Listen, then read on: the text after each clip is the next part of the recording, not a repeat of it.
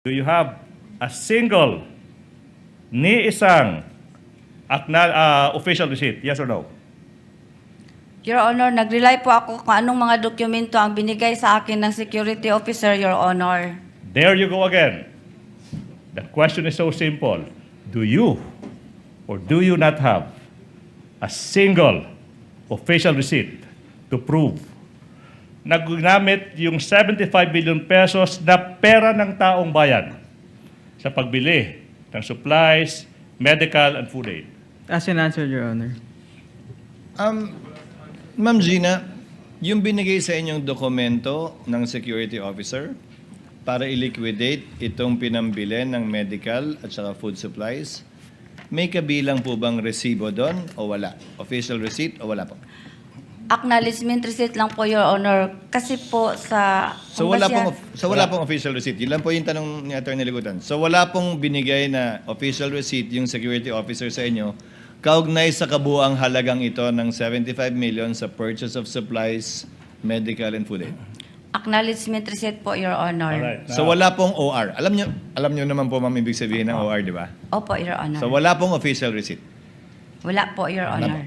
Okay. Attorney Ligutan. So, ito yung tanong now. Ba't hindi kayo naghanap?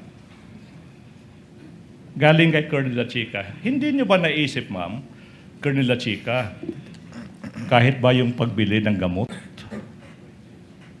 yung pagbili, is this an advertisement, Biogesic, paracetamol, ba't hindi tayo mag-produce ng official receipt? Ano po yung napaka-confidential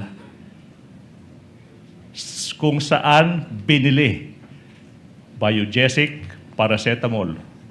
Ano yung confidential? Hindi mo ba naisip tanungin kay Colonel La Chica yan? Objection, Your Honor. Compound and argumentative, Your Honor. I'll allow it for now, Counsel. Kindly answer, Ms. Gina. Hindi niya ba naisip humingi ng OR?